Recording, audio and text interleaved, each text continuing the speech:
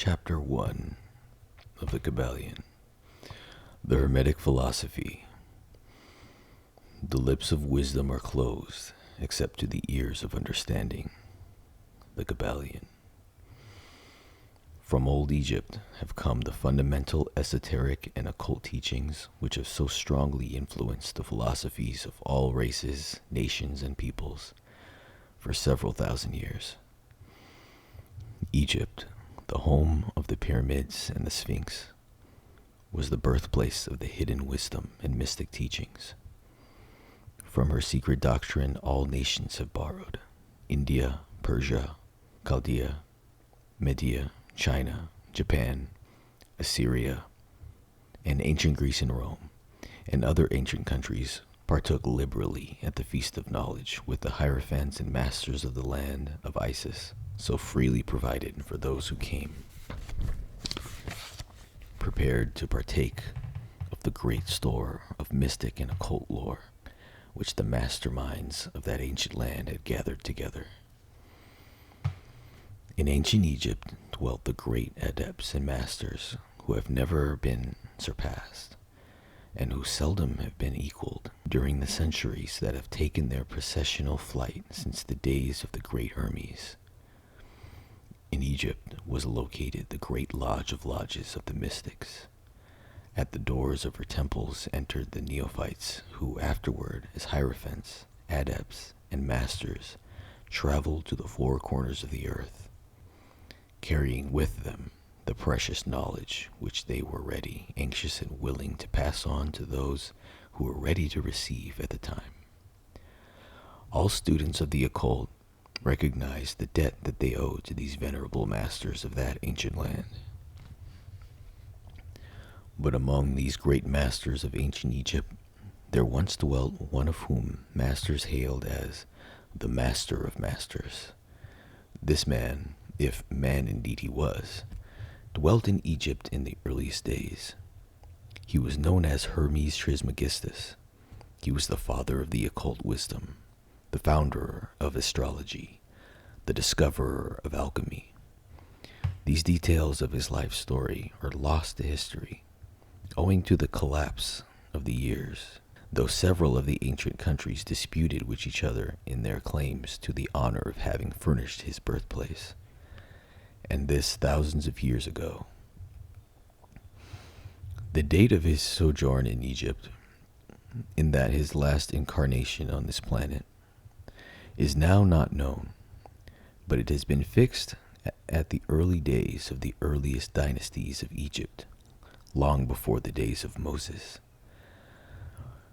The best authorities regard him as a contemporary of Abraham, and some of the Jewish traditions go so far as to claim that Abraham acquired a portion of his mystic knowledge from Hermes himself.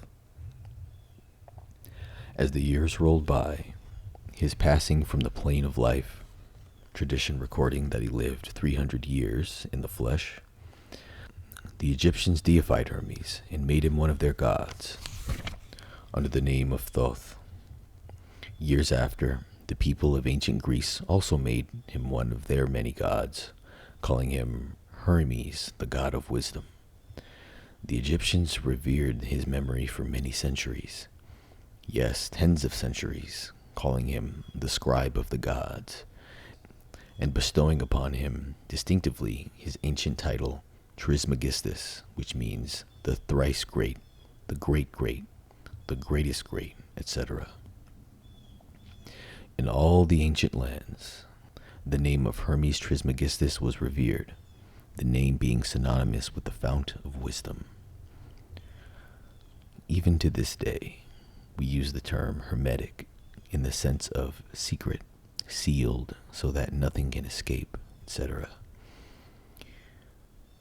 And this by reason of the fact that the followers of Hermes always observed the principle of secrecy in their teachings. They did not believe in casting pearls before swine, but rather held to the teaching, milk for babes, meat for strong men, both of which maxims are familiar to readers of the Christian scriptures, but both of which have been used by the Egyptians for centuries before the Christian era. And this policy of careful dissemination of the truth has always characterized the Hermetics, even unto the present day. The Hermetic teachings are to be found in all lands, among all religions, but never identified with any particular country, nor with any particular religious sect. This because of the warning of the ancient teachings against allowing the secret doctrine to become crystallized into a creed. The wisdom of this caution is apparent to all students of history. The ancient occultism of India and Persia degenerated and was largely lost owing to the fact that the teachers became priests, and so mixed theology with the philosophy. The result being that the occultism of India and Persia has been gradually lost amidst the mass of religious superstition, cults, creeds, and gods. So it was with ancient Greece and Rome. So it was with the Hermetic teachings of the Gnostics and early Christians, which were lost at the time of Constantine, whose iron hand smothered philosophy with a blanket of theology, losing to the Christian church that which was its very essence and spirit, and causing it to grope throughout several centuries before it found the way back to its ancient faith. The indications apparent to all careful observers in this 20th century being that the church is now struggling to get back to its ancient mystic teachings. But there were always a few faithful souls who kept it alive, the flame, tending it carefully, and not allowing its light to become extinguished. And thanks to these staunch hearts and fearless minds, we have the truth still with us. But it is not found in books to any great extent. It has been passed from master to student, from initiate to hierophant, from lip to ear.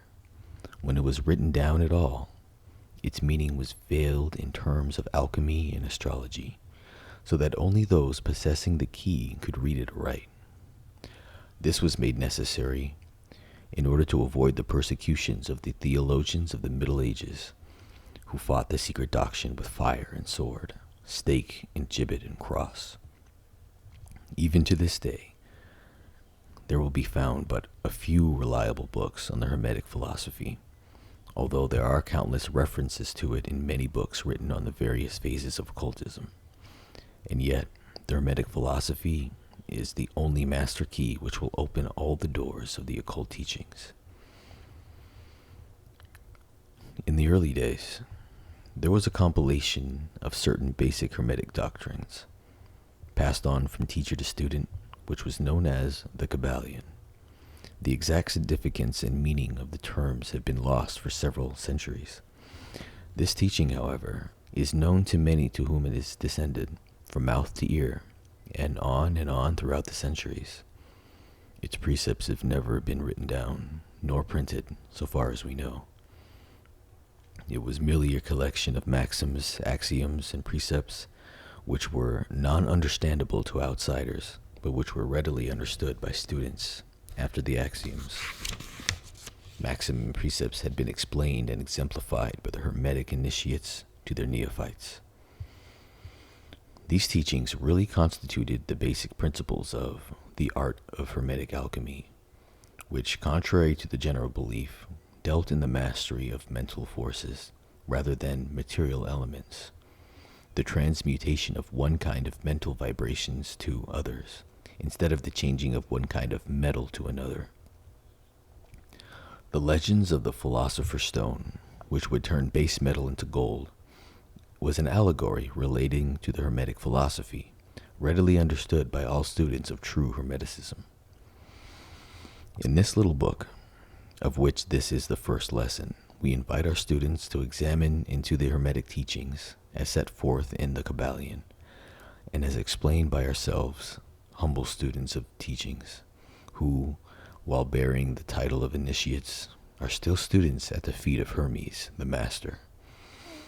We herein give you many of the maxims, axioms, and precepts of the Kybalion, accompanied by explanations and illustrations which we will deem likely to render the teachings more easily comprehended by the modern student, particularly as the original text is purposely veiled in obscure terms. The original maxims, axioms, and precepts of the Kybalion are printed herein in quotation marks, the proper credit being given. Our own work is printed in the regular way in the body of the work. We trust that the many students whom we now offer this little work will derive as much benefit from the study of its pages as have many who have gone on before, treading the same path to mastery throughout the centuries that have passed since the times of Hermes Trismegistus. The Master of Masters, the Great Great. In the words of the Kybalion, where fall the footsteps of the Master, the ears of those ready for his teaching open wide. The ears of the student are ready to hear, then cometh the lips to fill them with wisdom. The Kybalion.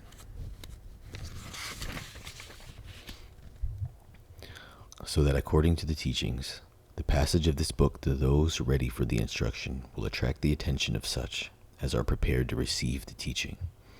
And likewise, when the pupil is ready to receive the truth, then will this little book come to him or her. Such is the law. Such is the law.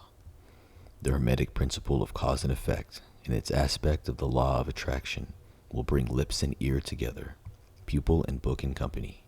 So mote it be.